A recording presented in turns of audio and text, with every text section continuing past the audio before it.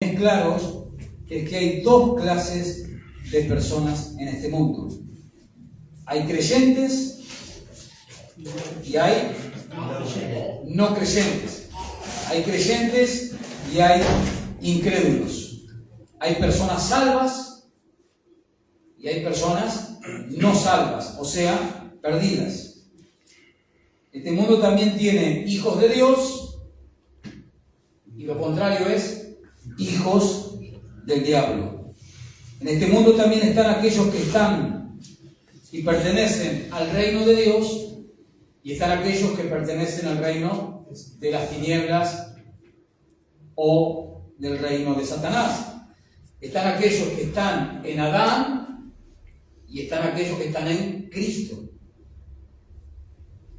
Y también están aquellos que aman a Dios y están aquellos también que odian a Dios.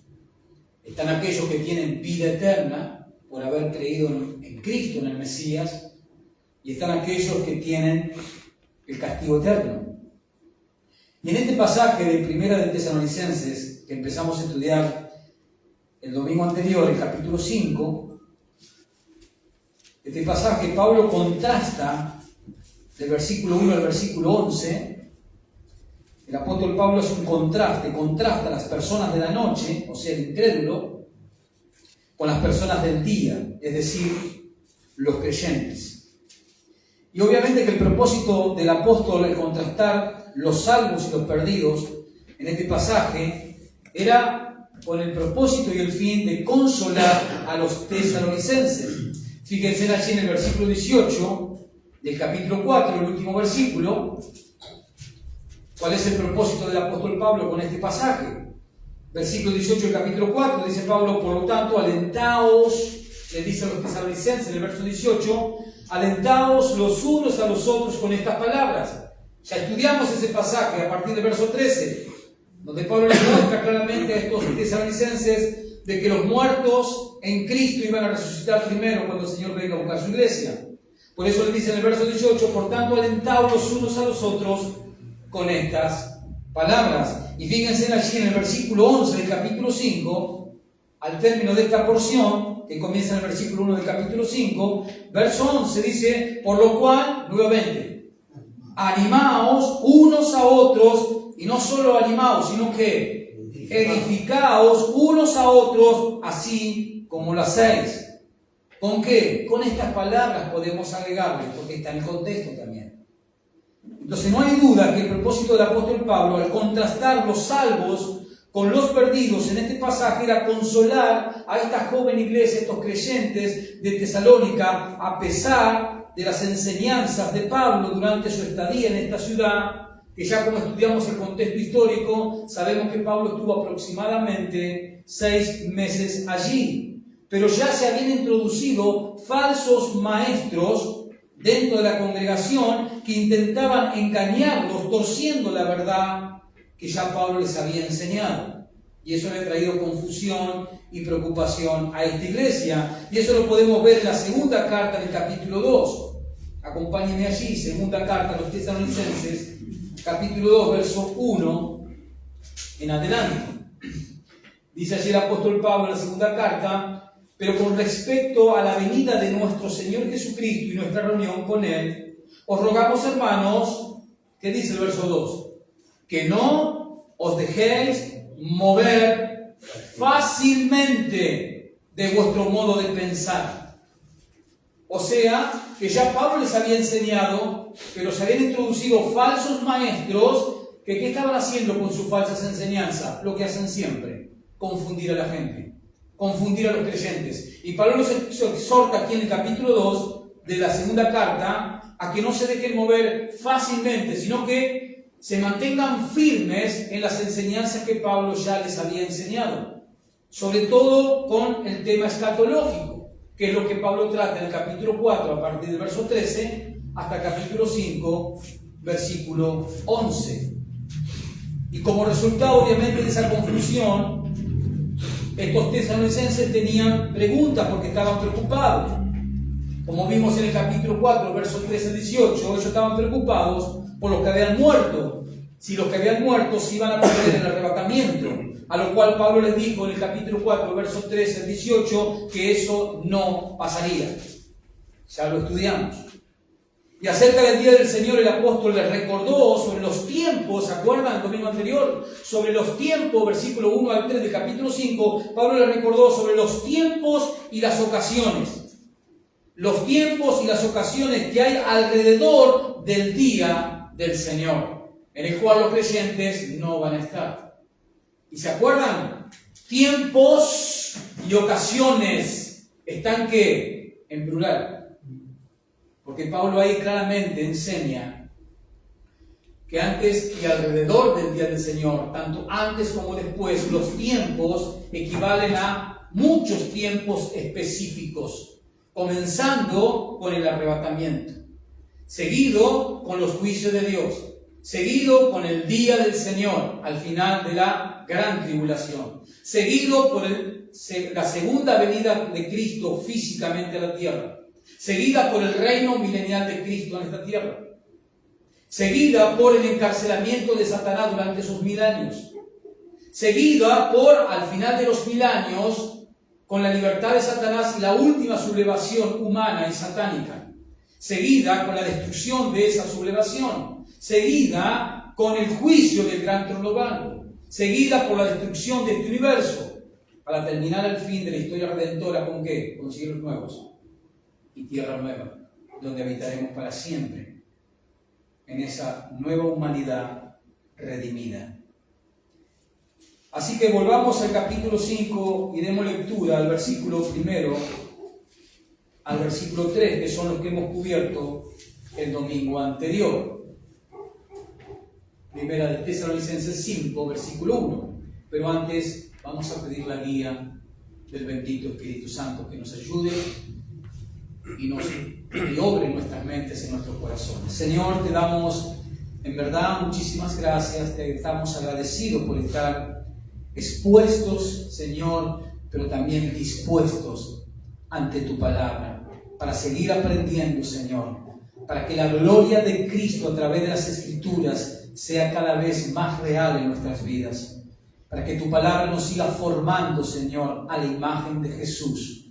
Rogamos, Espíritu Santo, que tú abras nuestro entendimiento, que nos des luz para comprender, Señor, el sentido de tu palabra, lo cual tú quisiste comunicar a través de los escritos sagrados que has revelado, Señor, para que tu iglesia, tus hijos, se edifiquen y se animen en medio de este mundo hostil, con esas promesas benditas, Señor, que tú nos has dado. Padre, ayúdanos, te lo pedimos en el nombre de Jesús y te damos gracias, gloria y honra. Amén y amén. Amén, hermanos. Vamos a leer el versículo 1 del capítulo 5. Dice el apóstol Pablo allí, en esta sección, recuerden que empezó en el capítulo 4, verso 13. Es una sección profética, es una sección escatológica. Ahora cambia, deja ahora de hablar del arrebatamiento, él revela el arrebatamiento en el capítulo 4, versos 13 al 18, pero siempre en el mismo contexto escatológico. Ahora Pablo, a partir del versículo 1 del capítulo 5, va a hablar de otro evento. ¿De cuál? Del día del Señor, en el cual sabemos que la iglesia no va a estar allí. Dice Pablo, pero acerca de los tiempos, ya explicamos eso, acerca de los tiempos y de las ocasiones, no tenéis necesidad, hermanos, de que yo os escriba, porque vosotros sabéis perfectamente que el día del Señor vendrá así como ladrón en la noche, que cuando digan paz y seguridad, entonces vendrá sobre ellos destrucción repentina, como los dolores a la mujer encinta, y no escaparán. Sabimos, hermanos, los primeros 3 versículos del capítulo 5, donde Pablo se refirió a los tiempos y a las ocasiones antes y después que rodean, en una palabra, al día del Señor. Tema que esta joven iglesia ya conocía por las enseñanzas de Pablo. Lo podemos ver en esos 3 versículos. Fíjense allí en el versículo 2, dice, porque vosotros sabéis perfectamente. ¿Qué quiere decir eso? Y quiere decir que Pablo les había enseñado. Ahora, la iglesia del primer siglo, hermanos, tenemos que entender que fue instruida no con el Nuevo Testamento, porque no existía, se estaba escribiendo. ¿Con qué fue instruida la iglesia cuando se reunían como nosotros hoy? Cuando se reunían los hermanos como iglesia, ¿con qué eran edificados ellos? Si no existía el Nuevo Testamento. ¿Con qué Pablo les enseñó a esta joven iglesia sobre los temas escatológicos, sobre las profecías futuras? ¿Con qué? ¿Dónde se basó Pablo para enseñarle a la iglesia? ¿Pero con qué? ¿Con qué escrituras? El Antiguo Testamento. La primera iglesia, porque el Nuevo Testamento no existía, era edificada por los apóstoles y por los pastores que los apóstoles ponían en cada iglesia, era edificada con las escrituras del Antiguo Testamento, pero obviamente dándole la explicación y la interpretación correcta a la luz del Nuevo Testamento. Y obviamente, como vimos el domingo anterior, el Antiguo Testamento está lleno de enseñanzas y citas ¿sobre qué? Sobre el día del Señor. Y dice allí, fíjese de nuevo en el verso 2, acerca del día del Señor, Pablo le dice, porque vosotros sabéis perfectamente que el día del Señor vendrá así como ladrón en la noche. ¿Y de dónde se nutrió Pablo para enseñarle a estos creyentes sobre el día del Señor? ¿De dónde? Del Antiguo Testamento, de los profetas. De ahí se valió el apóstol Pablo. Ya Pablo había quitado la preocupación de estos creyentes de Tesalónica por los que habían muerto al revelarle el arrebatamiento en el capítulo 4. ¿Se acuerdan? Verso 13 comienza con esa preocupación y Pablo quita, ¿no?, esa ignorancia que ellos tenían al revelarle el arrebatamiento, que consiste en que Cristo va a venir a buscar y reunir a su iglesia para llevársela allí al lugar que Él fue a preparar, como dice Juan en capítulo 14, versículos del 1 al 3. ¿Se acuerdan que Jesús dice, no se turbe vuestro corazón, crean en Dios, también en mí, en la casa de mi Padre, ¿no? Entonces ahí se cumplen esas palabras de Jesús de Juan 14, cuando el Señor venga a recoger y llevarse su iglesia. Ahora vayamos al versículo 4, que es el que continúa en esta sección. Dice el apóstol Pablo allí, mas vosotros, hermanos, no estáis en tiniebla para que aquel día os sorprenda como ladrón. Dice Pablo al comienzo del verso 4, mas vosotros, hermanos. Y es interesante, si seguimos la gramática con la cual Pablo está escribiendo aquí, dice, mas vosotros, subrayese vosotros, mas vosotros, hermanos. Pablo aquí hace un cambio total. ¿Lo puede ver? Está haciendo un cambio dramático. De la tercera persona, en el versículo 3, fíjese el verso 3, que cuando digan paz y seguridad, entonces vendrá sobre ellos destrucción repentina como ladrón, como los dolores de la mujer en parto, y no escaparán. Entonces vemos cómo Pablo aquí hace un cambio dramático, un cambio total de la tercera persona en los versículos 3, y eso lo podemos ver en digan, ellos escaparán, y pasa a la segunda persona en plural. Verso 4, ¿cómo comienza el verso 4? Más vosotros. Yo, primera persona. Tú, segunda persona. Ellos, tercera persona. ¿Lo puede ver eso? Es importante leer la Biblia de esa manera, porque si no se nos escapa el sentido. Pablo está haciendo claramente una diferencia entre ¿qué? Dos grupos de personas. Aquellos que van a estar en el día del Señor, aquellos que hoy mueren sin Cristo, pertenecen a un grupo. Aquellos que están en Cristo y mueren en Cristo, y aquellos que estén vivos cuando el Señor venga a buscarlo, pertenecen a ¿qué? A otro grupo. Y la diferencia la hace en el tiempo, Pablo en esta porción de la palabra. Podemos ver claramente cómo pasa de la segunda persona a la tercera persona. En el verso 3 vemos que él está apuntando al grupo de los perdidos, al grupo de aquellos que están en la noche, en las tinieblas del pecado.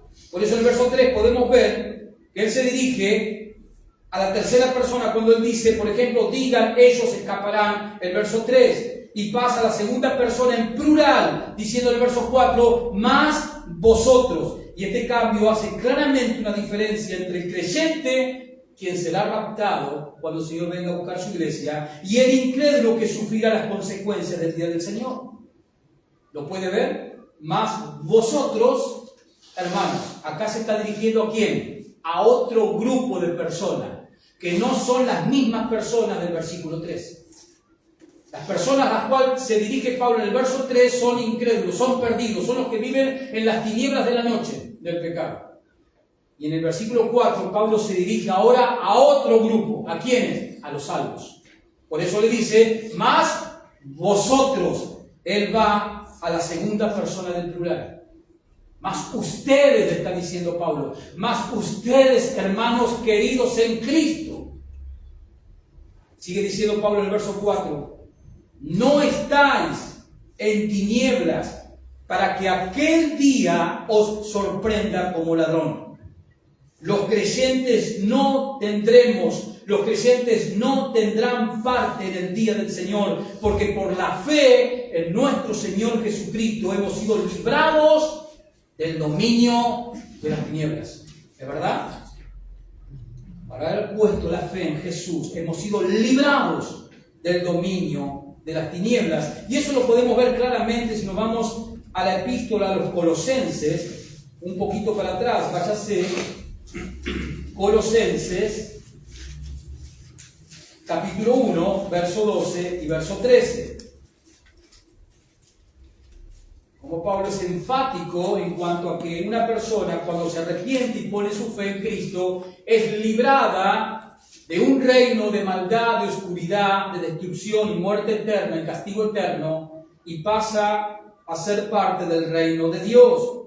Versículo 12 de Colosenses 1 dice, con gozo dando gracias al Padre que nos hizo aptos para participar de la herencia de los santos en luz. Y escuche, el cual, ¿quién? El Padre, de él viene hablando, el cual nos ha librado de la potestad, esa palabra es poder, el cual nos ha librado de la potestad, ¿de dónde? De las tinieblas, del reino de la oscuridad, del reino del pecado, del poder del pecado y del poder de Satanás y sus demonios. Allí está el mundo involucrado, pero no el creyente. Nosotros estábamos ahí, pero por la fe en Cristo y por el arrepentimiento, Dios el Padre nos ha salvado, lo cual implica que nos ha trasladado de un lugar hacia otro. Y trasladado al reino ¿de quién? ¿De quién es el reino? De su amado Hijo. ¿A quién esperamos la iglesia, los creyentes? ¿A quién esperamos? A Jesús. ¿Quién es Jesús? El Rey. Como recién alabábamos en esa alabanza. Pero claramente, hermanos, los creyentes no tendremos parte en el día del Señor. Los creyentes, cuando nos toque partir de este mundo, iremos a la presencia del Señor, porque por la fe en Jesús hemos sido librados del reino de las tinieblas, del reino de Satanás, y hemos sido trasladados al reino de su amado Hijo. Fíjense en Juan, el Evangelio de Juan, en el capítulo 8, Evangelio de Juan, siguiendo este mismo principio, capítulo 8, versículo 12, y escuchémoslo a Jesús. Juan 8, verso 12.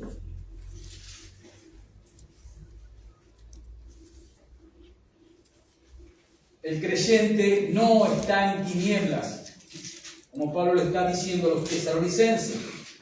Juan 8:12 dice Jesús allí, otra vez Jesús les habló diciendo, 2 puntos, yo soy la luz del mundo, el que me sigue no andará en tinieblas, sino que tendrá la luz de la vida. Ahí estamos los creyentes, en esa luz. Vivimos en esa luz. ¿Por qué? Por haber creído en Jesús. Y haber creído en Jesús significa seguir a Jesús. No existe el cristiano que dice que cree y que no lo sigue. No es compatible eso. En la Biblia, creer en Jesús implica seguirlo a Jesús. Esa es la verdadera salvación bíblica. Esa es la fe bíblica. Creer en Jesús es sinónimo de obedecer y seguir a Jesús. Cuando alguien dice yo creo en Jesús, tú estás delante de alguien que está siguiendo, sirviendo y obedeciendo a Jesús. Si tú empiezas a convivir con esa persona y ves que esa persona dice, pero no obedece, no sirve, no sigue a Jesús, estás ante alguien que está autoengañado. Porque creer en Jesús implica servirle, seguirle y obedecerle. Es implícito cuando decimos creer en Jesús, todos los demás sinónimos. Pero fíjense allí, en el capítulo 12, también del Evangelio de Juan, siguiendo esta misma línea, capítulo 12, sigamos escuchando a Jesús, versículo 44. 12, 44. Juan 12, 44. Dice así Jesús clamó y dijo, el que cree en mí, ¿se acuerdan lo que recién acabo de explicar? Creer en Jesús, lo que implica. El que cree en mí, no cree en mí, sino en el que me envió. ¿Quién lo envió? Dios el Padre. Versículo 46. Y el que me ve al que me envió. Verso 46. Yo, dice Jesús, la luz he venido al mundo, para que todo aquel que cree en mí no permanezca en tinieblas. En tinieblas, lo cual implica y significa en pecado, en práctica del pecado, en amor al pecado, esclavizado al pecado, en tinieblas espirituales, en ignorancia espiritual y moral. Todo eso significa vivir en la oscuridad. Pero el creyente está en ¿qué? En la luz. Ha creído en la luz. ¿Quién es la luz? Jesús. Aquí lo ve en el pasaje. Yo soy la luz del mundo, dijo el Señor Jesús. Volvemos a Tesalonicenses. El contraste, hermanos. El contraste entre los creyentes y los incrédulos es aplastante. Es como el agua y el aceite. Para usar un proverbio de todos los días que conocemos. El contraste entre un creyente y un incrédulo tiene que ser aplastante. Se tiene que ver la diferencia. Si yo digo haber creído en Cristo, lo cual implica seguir, servir, obedecer, se va a notar la diferencia en mi manera de conducirme en la vida, en la sociedad, con aquella persona, vecino mío, que no es cristiano. Se tiene que notar en la manera de pensar, se tiene que notar en la manera de hablar, se tiene que notar en las prioridades que tenemos en la vida. Tiene que notar en todo. Porque la diferencia, el contraste entre el creyente y los incrédulos es aplastante. Miren, para que tengamos un pantallazo, Efesios 4, esta diferencia entre el creyente y el incrédulo. Efesios 4, versículo 17. Escúchelo al apóstol Pablo, bajo la inspiración del Espíritu Santo. Está hablando en el contexto, Pablo, de la nueva vida en Cristo que tiene que vivir aquel que ha puesto su fe precisamente en Cristo. Dice así en el verso 17, Pablo, esto pues digo, y requiero, dice Pablo. Acuérdense que Pablo está escribiendo bajo la inspiración del Espíritu Santo, lo que quiere decir que esto es palabra de Dios, es Dios hablándonos. ¿Y qué dice Dios? Esto pues digo y requiero, eso dice Dios, a través de la pluma de Pablo, en el Señor, que ya no andéis, esa palabra en griego es paripateo, forma de vivir, conducta de vida, eso significa, andéis, el estilo de vida que estoy llevando adelante, que ya no andéis como ¿quién? Como los otros gentiles. ¿Quiénes son los gentiles en este contexto? Los incrédulos. Que ya no andéis como los otros gentiles. ¿Y cómo andan los otros gentiles? Que andan en la vanidad, esa palabra es sin sentido. Que andan en la vanidad de sus mentes. Verso 18, teniendo, ¿quién? El incrédulo, teniendo el entendimiento entendimiento, ¿cómo? Oscurecido, entenebrecido, en tinieblas. Teniendo el entendimiento entenebrecido, no solo eso, ajeno de la vida de Dios por la ignorancia que en ellos hay. ¿Y por qué pasa todo esto? ¿Por qué el incrédulo es ignorante? ¿Por qué está ajeno a la vida de Dios? Por eso, ¿por qué vive en la oscuridad? Por la dureza, al final del versículo, por la dureza de su corazón. No es que es víctima, es su propia decisión de no querer venir a la luz, de no querer venir a Dios, de querer seguir viviendo en el pecado y amando el pecado, y de esa manera vive en ignorancia espiritual, en ignorancia intelectual y obviamente practicando y siendo rebelde a la voluntad de Dios. Ahora, ¿vive así el cristiano, el creyente vive así? No, no vive así. ¿Cómo vive? De una manera totalmente opuesta a eso. Por eso el contraste entre los creyentes y los incrédulos es aplastante. Los incrédulos, como dice Pablo, son y viven en tinieblas mentales, como vemos en este pasaje de Efesios. Los incrédulos están en tinieblas mentales, están en tinieblas morales, están en tinieblas espirituales. Así vive el mundo. Por lo cual, como resultado, son hijos ¿de quién? De Satanás. Y Jesús fue claro. Porque por ahí escuchar decir eso es como que algunas personas se escandalizan. ¿Qué? Yo no soy hijo de Satanás. ¿Sí? Tú vives ajeno a la vida de Dios, tu mente está entenebrecida, tu intelecto está totalmente en oscuridad, no tienes vida espiritual, tu manera de vivir claramente demuestran que no eres un hijo de Dios. Como dije al principio, hay dos clases de personas en el mundo, entre ellas hijos de Dios y ¿qué más? Hijos de Satanás. No hay una tercera opción. Pero escuchemos, vayamos nuevamente al Evangelio de Juan, al capítulo 8, en ese conflicto que estaba teniendo Jesús con los líderes religiosos apóstatas judíos.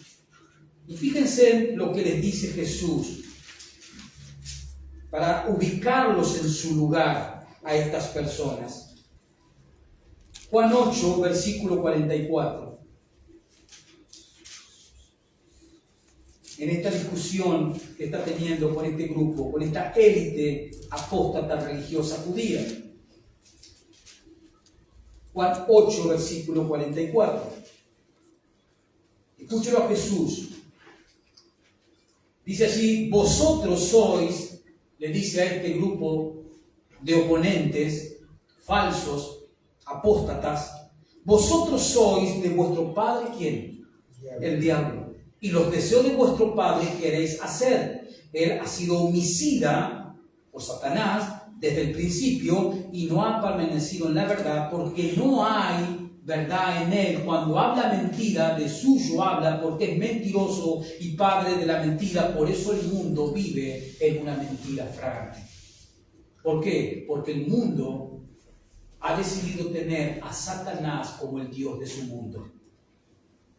Pero a los creyentes, Dios, por la fe en Cristo, ¿qué hizo? ¿Se acuerdan Colosenses 1, 2 y 13? Nos ha librado de la potestad de ese reino y nos ha trasladado al reino de su amado Hijo. Pero claramente el mundo, o mejor dicho, todas las personas que rechazan el Evangelio de Cristo y forman parte de las sociedades de este mundo, son hijos de Satanás. Y Satanás, él opera en ellos. Pablo fue claro. Venga a Efesios 2 y veamos esta verdad. Cómo Satanás opera en este mundo caído, en las vidas de todos aquellos que siguen rechazando la luz del mundo, quien es Jesús. Efesios capítulo 2, versículo 1.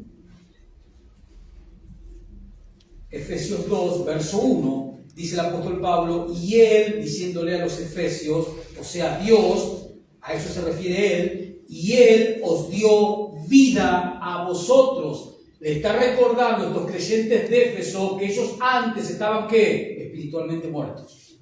Y que Dios en su gracia, cuando los salvó, lo primero que hizo fue, ¿qué? Darles vida. Lo mismo que hizo con nosotros, hermanos.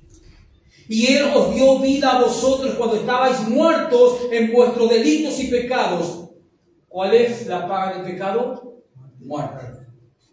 Por causa del pecado, el ser humano, como está espiritualmente, muerto. Eso es lo que está diciendo Pablo.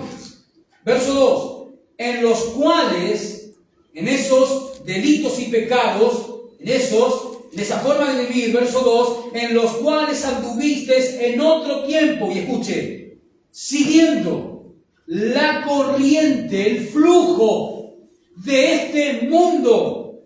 ¿Conforme a quién es la corriente de este mundo? Conforme al príncipe de la potestad del aire. ¿Quién es ese? Satanás.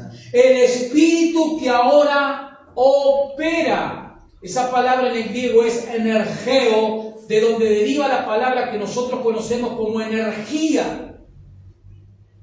El príncipe de la potestad del aire, entre paréntesis, Satanás, es el espíritu que ahora energiza, opera. ¿En quién? En los hijos de desobediencia. ¿Quiénes son esos? Los incrédulos, los que rechazan el evangelio de Cristo. El mundo entero va, la sociedad, la manera de pensar, su filosofía, su manera de pensar, sus prioridades, todo eso va en un flujo que es dictado por el príncipe de la potestad del aire, Satanás. Ahí está el mundo. Por eso Juan, que lo leyó Nicolás en la porción de lectura, en el servicio, Juan dice que Satanás es el Dios de ¿qué? De este mundo. O sea, Juan, cuando escribe, está de acuerdo con Pablo, Efesios 1 y 2.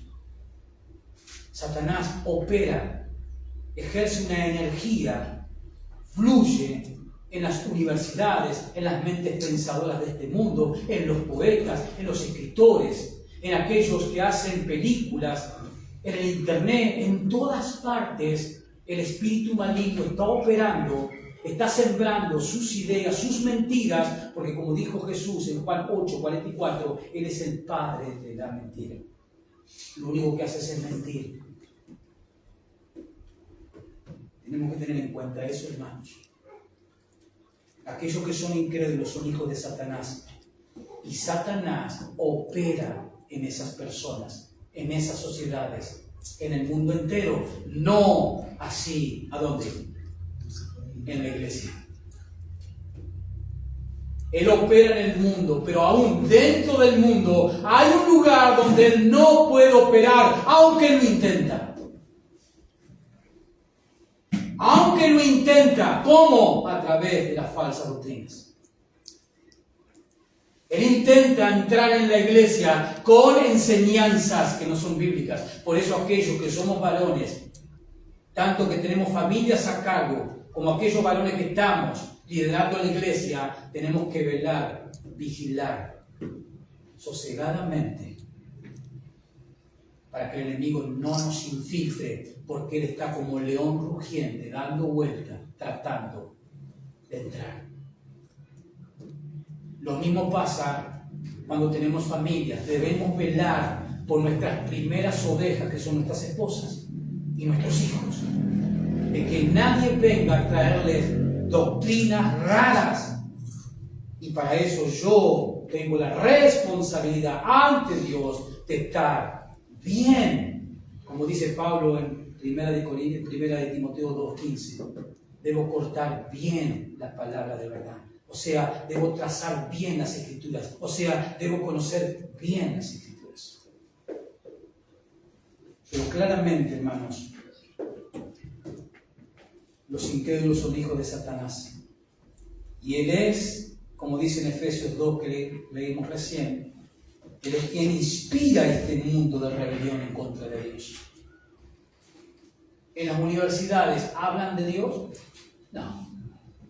No es materia, no es tema nunca. Ahora, ¿hablan de la evolución? Sí. ¿Y qué es eso? ¿Verdad o mentira? Mentira. ¿Quién fluyó esas líneas de pensamientos en esos lugares? Satanás. Ese es un ejemplo que le doy y eso aplíquelo a cualquier cosa de este mundo. Una película que usted ve está inspirada por qué flujo? De Satanás. ¿A usted le parece que una película de terror puede estar inspirada por el Espíritu Santo?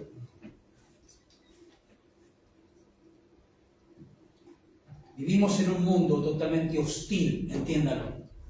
No esperes que el mundo se ponga contento cuando tú le digas que te hiciste cristiano. No se va a poner contento. Te va a tomar a partir de ese día como su enemigo. Y te va a tratar de destruir con mentiras, con filosofía. Y va a tratar de destruir a tus hijos. Y va a tratar de destruir tu matrimonio, tu vida. Por eso tenemos que empaparnos. Tenemos que conocer, como dice Pablo a los Colosenses en el capítulo 3, verso 16, que abunde la palabra del Señor en vosotros. Que abunde. No solo debo conocerla, debe abundar en mi corazón, en mi mente. Cuando decimos corazón es mente. Volvamos a Tesalonicenses y sigamos con el versículo 5.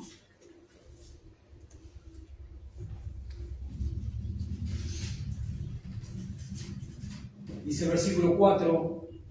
Mas vosotros, hermanos, no estáis en tinieblas para que aquel día os sorprenda como ladrón. ¿Hay creyente que los puede sorprender? No. ¿Por qué? Porque estamos en luz. Somos hijos del día. Como lo va a decir ahora en el verso 5. Porque todos vosotros, dice Pablo, sois hijos de la luz. ¿Quiénes? Todos vosotros, segunda persona. ¿Quiénes? Los creyentes. Porque todos vosotros sois hijos de la luz e hijos del día. Acá hace énfasis en hijos de la luz e hijos del día. No somos de la noche, ni de las tinieblas, lo cual significa pecado, ignorancia espiritual, rebelión a la voluntad de Dios. Así vive el incrédulo, no así el cristiano. Esta frase, hijos de luz, hijos de la luz, que usa Pablo aquí, era una expresión muy conocida en esos tiempos bíblicos y era una expresión hebrea que caracteriza a los creyentes como hijos de Dios. Pablo le dijo a los filipenses que tenían que, o que mejor dicho, eran lumbreras en el mundo. Jesús en Mateo 6, ¿qué dijo de creyente? Vosotros sois, ¿qué más? La luz del mundo. ¿Quién? Vosotros, dijo Jesús. ¿Quién? ¿Quiénes vosotros? Los creyentes. Son palabras de Jesús. Ustedes, mi iglesia, mi cuerpo, mis hijos, sois la luz del mundo. Y la pregunta es, ¿por qué el mundo precisa luz? Porque vive en oscuridad, vive en tinieblas.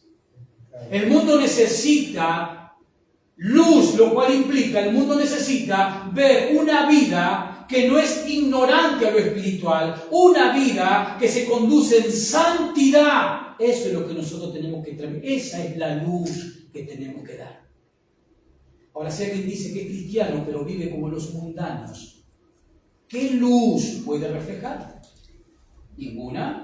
Lo que va a hacer, va a aportar una cuota más de oscuridad en el mundo oscuro.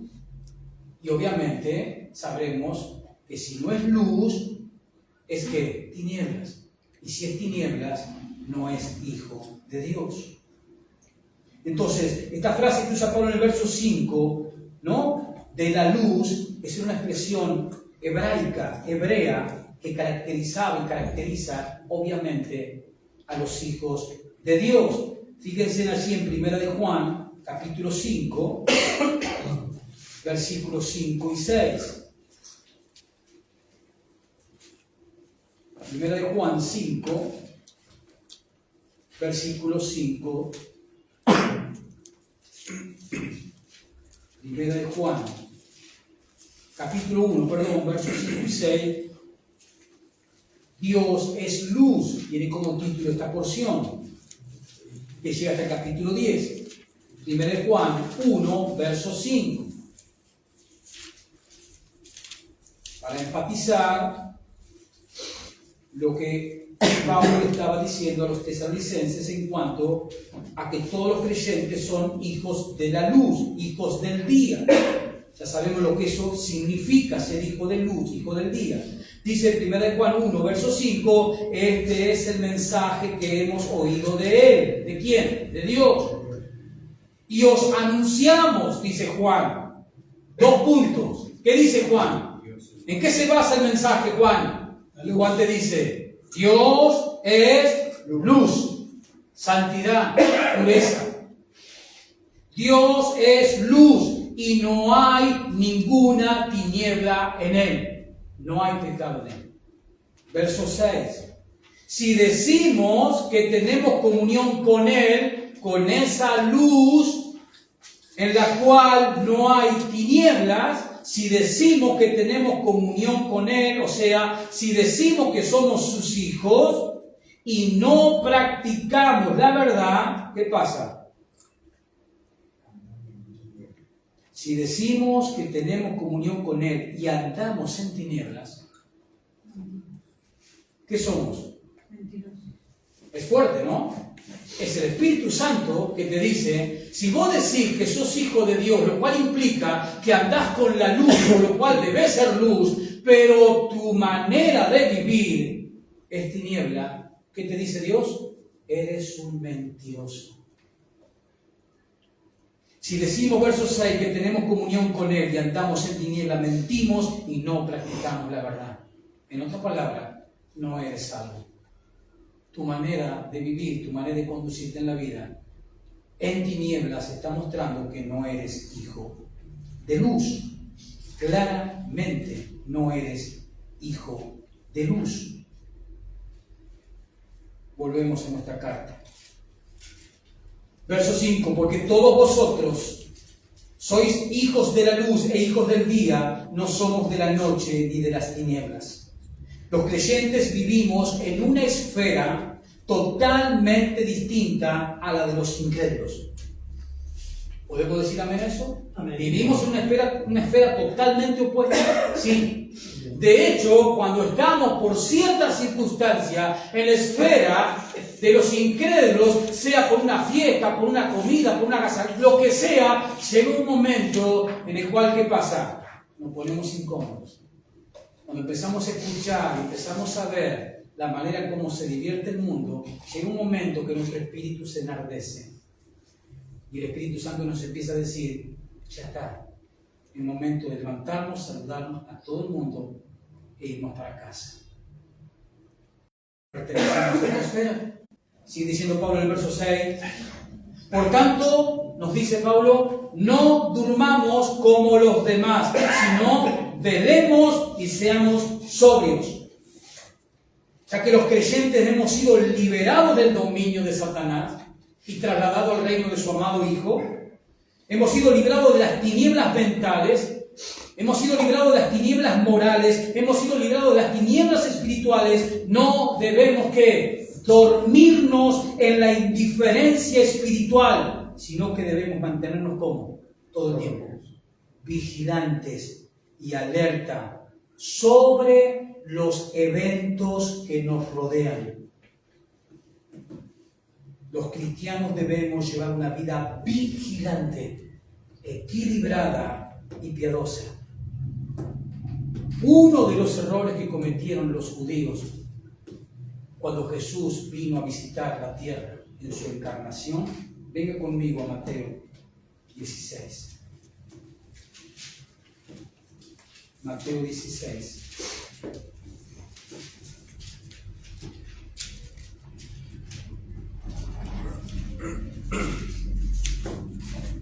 Fíjense en las tinieblas espirituales que se encontraban la élite judía religiosa, obviamente apóstata, que decían ser los pastores del pueblo de Israel en ese tiempo, los fariseos. Ellos eran supuestamente los que debían guiar al pueblo de Dios por las sagradas escrituras del Antiguo Testamento a que el pueblo tenga una relación correcta con Dios. Pero fíjense en cómo era su discernimiento espiritual. Mateo 16, verso 1. Dice así Jesús: vinieron los fariseos y los saduceos para tentarle. Ahí está la élite religiosa de Israel. ¿A qué vinieron? ¿A escucharlo a Jesús? ¿A aprender de Jesús? No. Querían hacerlo caer a Jesús para condenarlo a muerte. Los 3 años y medio que duró el ministerio de Cristo en la tierra, ellos tuvieron un solo propósito: destruirlo a Jesús. Y como no pudieron, tuvieron que acusarlo falsamente. Versículo 2. Mas él, Jesús, respondiendo les dijo: cuando anochece, decís buen tiempo, porque el cielo tiene arreboles, o sea, está rojizo. Verso 3. Y por la mañana, hoy habrá tempestad, porque tiene arreboles el cielo nublado. Hipócritas, que sabéis distinguir el aspecto del cielo, mas las señales de los tiempos no podéis.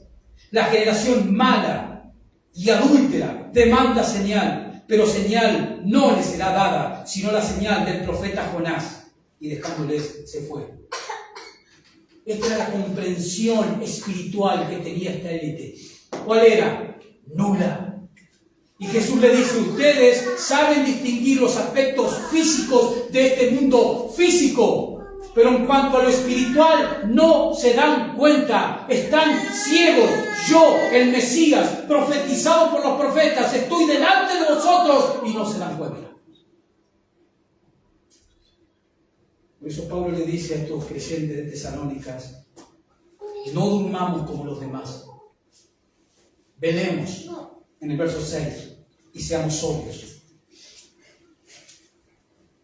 Nosotros que hemos sido librados del poder de Satanás, del reino de Satanás, debemos mantenernos vigilantes, hermanos. Debemos estar alertas sobre los eventos que suceden y que nos rodean, y que todo el tiempo se están cumpliendo profecías bíblicas. Y debemos aprender a ¿qué? A discernir, para saber dónde nos encontramos en el plan redentor de Dios. Y no es que tenemos que andar orando y ayunando al Señor para que el Señor nos revele algo. No, todo lo tienes en ese libro que tienes en tus manos. Cuando Pablo le dice a estos tesalonicenses que estén velando, que sean sobrios, lo que está diciéndoles el apóstol Pablo, estén metidos ¿a dónde? En las Escrituras. Y de esa manera no vamos a dormir, sino al contrario, vamos a estar alerta. Versículo 8. Sigamos con el versículo 8. Dice allí el apóstol Pablo: pero nosotros que somos del día. Una vez más, fíjese el énfasis en todos los versículos que hemos leído, cómo Pablo se dirige hacia el creyente como aquel que está en luz, aquel que vive en el día, contrastando con aquel que vive en la noche. Pero verso 8, nosotros, dice, que somos del día, seamos ¿qué? Sobrios. Esa palabra sobrio significa autocontrolado, significa dominio propio. Pero nosotros que somos del día tenemos que tener ¿qué? Dominio propio. No que ninguna situación te haga salir la cadena por cualquier cosa. Ya que somos del día, que somos hijos de la luz, vivamos de una manera sobria, habiéndonos vestido con la coraza de fe. La coraza a la cual Pablo habla aquí era la parte del equipamiento militar que cubría los órganos vitales del cuerpo de un soldado romano en esa época. Era la coraza que se ponían acá adelante para cubrir de un sablazo, de un espadazo, los órganos vitales que están en esta parte del cuerpo. Y haciendo esa metáfora el apóstol Pablo, habiéndonos vestido, dice Pablo, con la coraza de la fe. Y la fe, hermano, que es como una coraza para nosotros. ¿Por qué la fe es como una coraza para nosotros? Porque la fe es esencial contra las tentaciones. ¿Por qué? Porque la fe es la confianza total y absoluta en la palabra de Dios. Eso es la fe. es que nosotros vivamos confiando en lo que Dios dice aquí. Por ejemplo, Dios que dice, estaré contigo todos los días. ¿Hasta cuándo? Hasta el fin. Entonces, cuando yo me sienta solo por cualquier circunstancia que esté atravesando negativa, no debo olvidarme, al contrario, debo apoyarme en lo que Dios ya me ha prometido. ¿Qué me prometió? Que Él está conmigo en este momento crucial, en este momento de dificultad, de desesperación, en mi vida, en mi familia, en mi matrimonio, en lo que sea, en lo laboral. Dios está acá al lado mío, Él está viendo, Él está oyendo todo lo que me está sucediendo, porque Él lo dijo. Eso es fe. Es fe en la palabra de Dios. Fe inquebrantable. Y eso nos ayuda a vencer las tentaciones. Sea la tentación que sea, venga del lugar que venga. Pero también dice la coraza de la fe y del amor, dice así el versículo. Y ahí Pablo se está refiriendo que tenemos que vestirnos con esa coraza de fe y esa coraza de amor. ¿Amor a qué? Amor a Dios. En primer lugar, ¿cuál es el primer mandamiento? Amarás al Señor tu Dios con toda tu alma, con toda tu mente y con todas tus fuerzas. ¿Cuál es el primer mandamiento? Amarás a Dios. La coraza de fe y la coraza de amor, el amor a Dios. ¿Qué produce el amor a Dios? Obediencia. Si tú realmente amas a Dios, tú vas a ¿qué? A obedecer a Dios. Jesús fue claro en Juan 14, verso 15. Si me amáis, dijo Jesús, un texto que siempre lo cito. ¿Qué sigue diciendo el versículo? Si me amáis, dice Jesús, guardad mis mandamientos. Si me amáis, obedeced mis mandamientos. Si me amáis, obedeced mi palabra. Esa es la evidencia, dice Jesús, de que me amás. ¿Cuándo? Cuando tú obedezcas mi palabra. Cuando tú vivas de acuerdo a lo que yo ya te he revelado. Ahí me estarás demostrando, dice Jesús, que me amás. Y Pablo dice, nos tenemos que poner la coraza de fe, la confianza total y absoluta en la palabra de Dios y amar a Dios por sobre todas las cosas. Eso significa, y termina diciendo el versículo, y con la esperanza de la salvación como yelmo. Otra parte del equipamiento militar de un soldado romano en ese tiempo. ¿Y qué es el yelmo? El casco, lo que nosotros hoy conocemos como un casco. Pablo dice, tomando esa metáfora, y con la esperanza de la salvación como casco. ¿Y qué cubre el casco? La cabeza. ¿Y qué hay en nuestra cabeza? Un órgano vital. ¿Cómo? El cerebro. Con la esperanza de la salvación.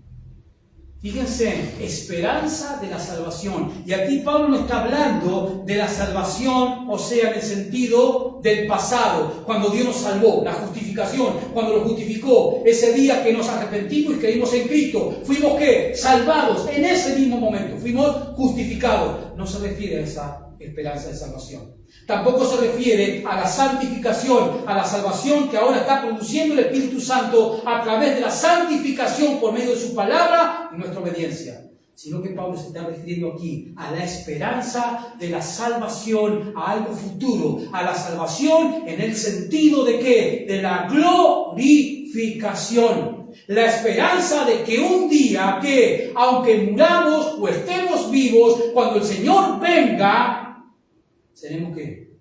Transformados. Dios nos dará un cuerpo nuevo. A esa esperanza de salvación se está refiriendo aquí el apóstol Pablo. Y obviamente que esto también implica, ¿no? Por eso el casco, por eso el yelmo que protege nuestra cabeza.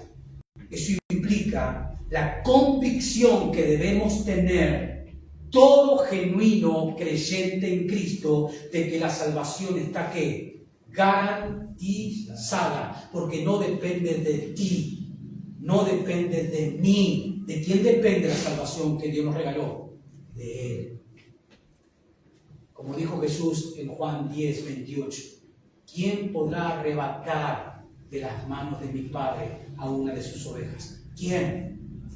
O como dijo Pablo en Romanos 8, ¿quién nos podrá separar del amor de Dios en Cristo Jesús?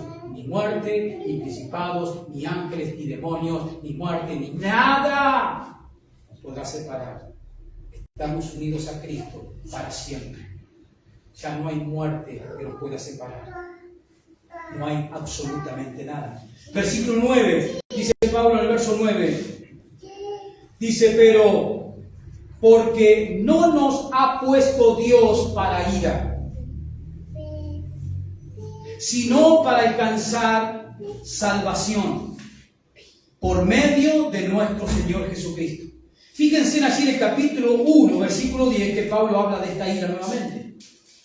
Ahí, en el capítulo 1 del 1 Tesalonicenses, versículo 10. Versículo 3, perdón. No, sí, versículo 10, 1:10. Dice, y esperar, dice Pablo, de los cielos, ¿no? Este es el arrebatamiento, y esperar de los cielos a su Hijo, el cual resucitó de los muertos, a Jesús. ¿Y qué va a hacer Jesús cuando venga? Quien nos libra de la ira venidera. Y en el verso 9 que estamos estudiando dice, porque no nos ha puesto Dios ¿para qué? Para ira. ¿Por qué? Porque Dios nos va a librar en Cristo Jesús de ese tiempo de ira. Sino que Dios nos ha puesto ¿para qué? Para alcanzar salvación por medio de nuestro Señor Jesucristo.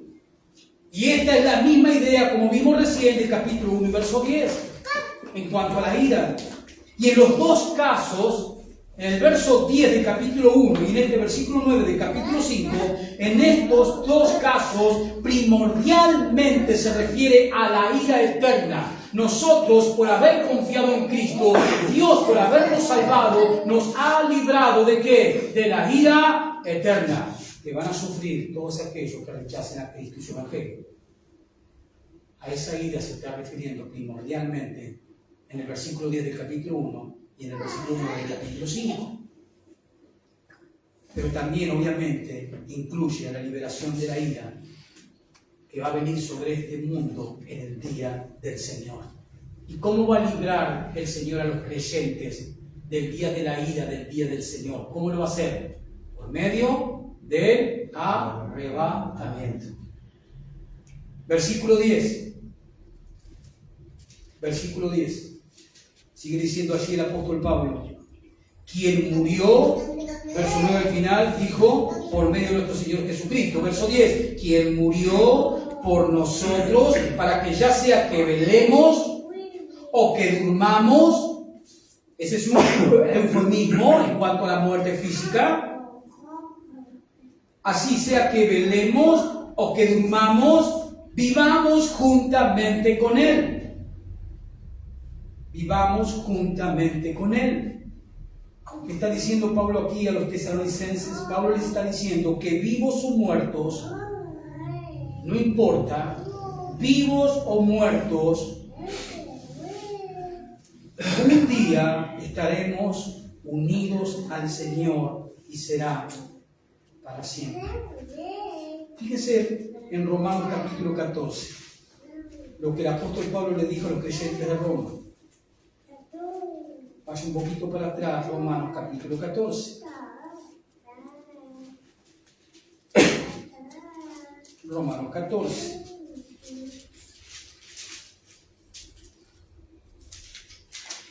Versículo 8. Romanos 14, verso 8, dice el apóstol Pablo, pues si vivimos, ¿me sigue? Romanos 14, 8. Pues si vivimos, ¿usted está vivo ahora? ¿Está vivo o está muerto? Amén. ¿Está muerto? ¿Está vivo? Dice, pero si vivimos, coma, ¿cuál es la frase que sigue? Para el Señor vivimos. Y la pregunta es, ¿estás viviendo para el Señor? Porque Dios dice que si vivimos, vida biológica, lo que tenemos ahora, estamos respirando todavía, la pregunta es, ¿para quién estamos viviendo? Debemos vivir ¿para quién? Para el Señor. Si no lo estamos haciendo, estamos ¿qué? Pecando. Porque es desobediencia. Pero si vivimos, para el Señor vivimos. Así pues, dice Pablo. De otra manera, sea que vivamos o que muramos, del Señor somos. No hay muerte que pueda separar a un hijo de Dios de su relación con su Salvador. Vivos o muertos, es lo que dice así en el versículo 10. Quien murió por nosotros para que ya sea que velemos o durmamos, vivamos juntamente con Él. ¿Se acuerdan el versículo, el capítulo 4 de 1 Tesalonicenses, versículo 17? Que cuando el Señor nos rapte, estaremos ¿qué? Siempre con el Señor a partir de ese momento. Siempre. Versículo 11, para concluir, volvemos a Tesalonicenses, versículo 11. Versículo 10 decía, quien murió por nosotros para que ya sea que velemos o que durmamos, vivamos juntamente con Él. Verso 11, por lo cual, dice Pablo, a estos creyentes de Tesalónica, y por implicación a nosotros, nos dice el Espíritu Santo, por lo cual animaos, unos a otros. Y no solo eso, sino que más, edificaos unos a otros, así como lo hacéis. O sea, los tesalonicenses se estaban edificando, se estaban animando, pero Pablo nos insta ¿a qué? A que lo hagan más todavía. Que no entren en el conformismo. Por lo cual, animaos los unos a los otros, edificaos unos a otros, así como lo hacéis. Pablo les dice, anímense, ¿con qué? Con estas palabras, que comenzaron en el versículo 13 del capítulo 4. Anímense con estas palabras, porque son palabras de ¿quién? ¿De Pablo? No, del Señor. ¿Qué tenemos que hacer nosotros? Lo mismo que hicieron los creyentes de Tesalónica. Animarnos con esas palabras. Y no solo eso, dice Pablo, edifiquen sus vidas espirituales con estas enseñanzas. Con estas enseñanzas. ¿Por qué? Venga a segunda de Tesalonicenses 2, nuevamente, versículo 2, y veremos el porqué. Tenemos que edificarnos con las enseñanzas que Pablo les enseñó a los tesalonicenses en el capítulo 4, verso 13, hasta el capítulo 5, versículo 11. Edificaos con esas enseñanzas que Pablo les reveló. ¿Por qué? Segunda de Tesalonicenses 2, verso 2, que no os dejéis mover fácilmente de vuestra manera de pensar. ¿Y qué enseñó Pablo en el capítulo 4, verso 13, hasta el capítulo 5, versículo 11 de la primera carta que terminamos de estudiar recién? ¿Qué enseñó Pablo? Capítulo 4, que la iglesia será ¿qué? Raptada. Y capítulo 5, que cuando venga el día del Señor, la iglesia no estará. Con esas enseñanzas, edificar tu vida espiritual en lo que se relaciona con lo porvenir, con lo escatológico. Y no te dejes mover, dice Pablo en la segunda carta. No se dejen mover, le dijo a los tesalonicenses, con otra manera de pensar, porque las había en los tiempos de los tesalonicenses. Imagínense en las que hay hoy, después de 2000 años. Se han multiplicado. El arrebatamiento es un suceso donde Dios se llevará, reunirá y se llevará a la iglesia. Y el día del Señor es otro evento totalmente dividido por tiempo. Y no es lo mismo, porque hay enseñanzas que los unen. Hay enseñanzas que dicen que el arrebatamiento no existe. Y muchas enseñanzas más. Pablo les enseñó a los tesalonicenses que la iglesia será raptada. Después vendrá la tribulación, la gran tribulación y el día del Señor, para finalizar en la segunda venida de Cristo. Eso es lo que Pablo les enseñó. Capítulo 4, serán arrebatados. Capítulo 5, luego vendrá el día del Señor, pero ustedes no estarán, los creyentes. Y Pablo dice, no se dejen mover fácilmente. Esa palabra mover significa no se dejen vulnerar sus mentes. No se dejen confundir sus mentes. Ustedes edifíquense con lo que yo, dice Pablo, les he enseñado. Y anímense unos a otros con las palabras del Señor. Porque al fin y al cabo, Pablo estaba hablando y escribiendo bajo la inspiración del Espíritu del Señor. Amén, hermanos. Póngase de pie y vamos a agradecerle al Señor por su bendita, inerrante, toda suficiente palabra. Amado Señor, te damos muchísimas gracias por este tiempo compartido en comunión contigo, Señor. Gracias por tu palabra, por estar expuesto a ella. Gracias, Espíritu Santo, por hablarnos, por darnos la comprensión del sentido de cada texto, de cada pasaje, de cada porción que hoy hemos leído y estudiado y donde hemos aprendido. Ayúdanos como tu iglesia, como un grupo de tus creyentes y de tus hijos de luz, de tus hijos del día. Ayúdanos a vivir conforme al llamado, Señor, que hemos tenido a tu reino, para poder iluminar a nuestro vecindario, a nuestras familias, por medio de nuestras vidas cambiadas, transformadas, que ahora han dejado de ser noche para pasar a ser lumbreras que deben iluminar las tinieblas morales y espirituales de los incrédulos que nos rodean. Gracias, Padre, por las esperanzas que tenemos en que tú, Señor, vendrás a recoger la iglesia.